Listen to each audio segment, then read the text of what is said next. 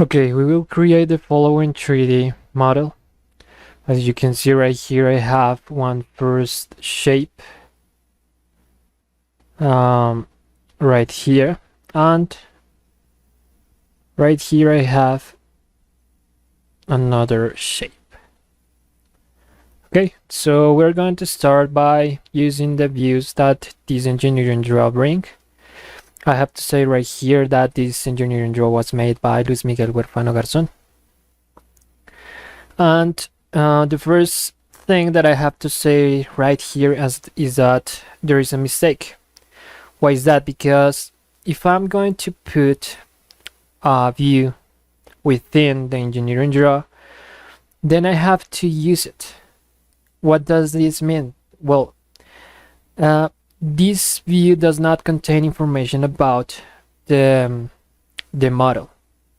So if this does not contain information about it, why do I put it?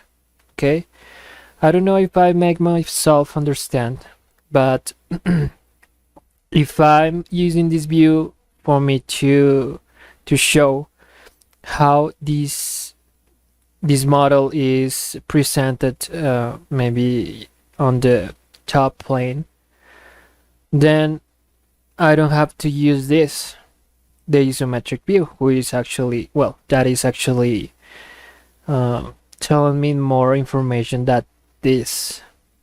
Okay, so as I just said, if you are not going to present information within the view, then why do you put it? Okay, there's one more thing, and this is it.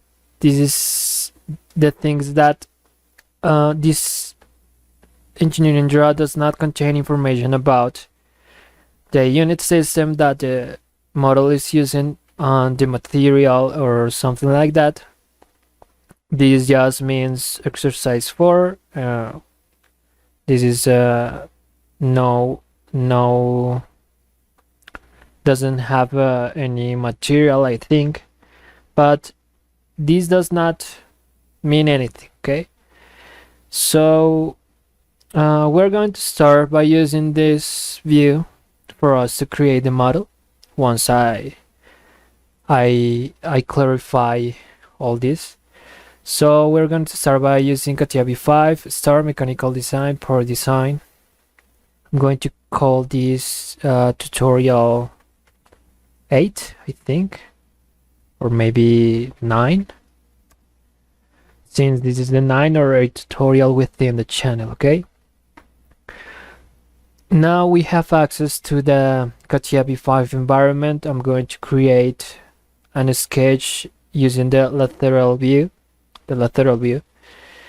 So click on sketch, then I select the plane, and now I have access to the sketch, and I'm going to create this shape. Okay, this is the first thing that I'm going to do. So I'm going to use the profile option. I'm going to create the shape. Well, this is not important. This is just about the measures. This is not important. Why is that? Because I'm going to use later a tool that allows me to change the measures without changing the shape. Okay, so this is horizontal. That is actually one thing that I have to make sure of. And then I'm going to make sure that I'm using millimeters. Why is that? Because since I don't have any information about this unit system that the 3D model is using, then I can assume that these are millimeters. Okay, so this can be checked by using the tools options. Right here I have parameters and measures, units, and right here I have millimeters.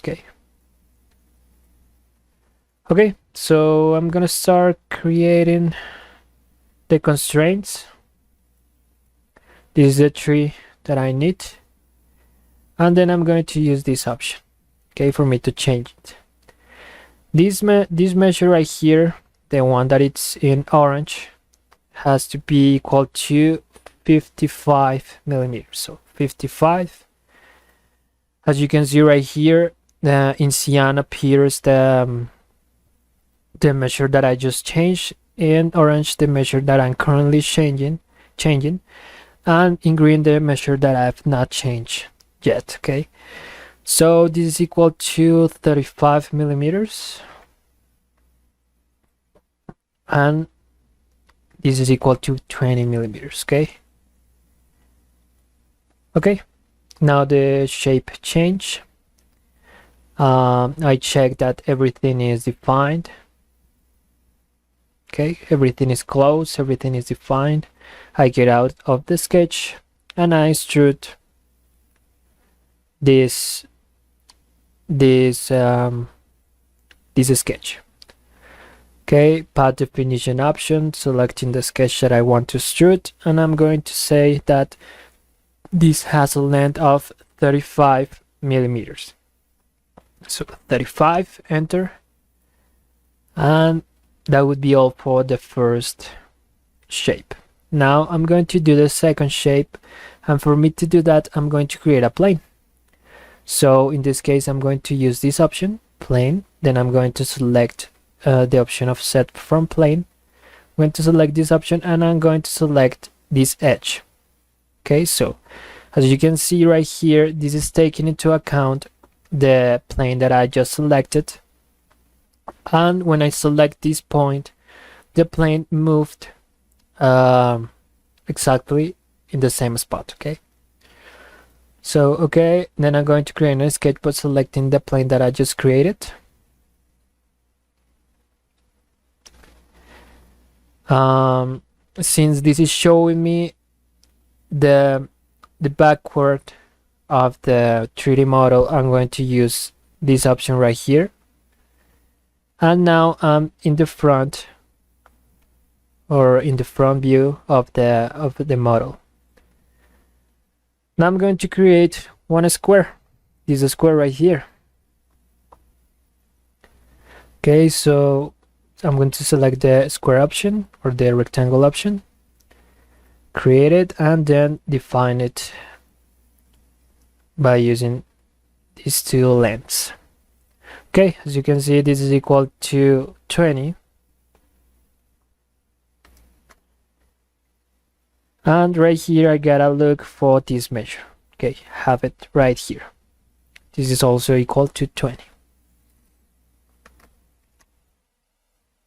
Okay, sorry, 20, enter. Okay, now I get out of the sketch. Now I'm going to say that I want to extrude this, but I'm not going to use the option of dimension. I'm going to change it to up to next. So what the software is doing right here is extruding until it finds another extrusion. In this case, this first model. Okay, so okay, and there we go. As you can see, this is the model that we wanted. So that would be all, guys. This is how you could do this 3D model using Catia V5.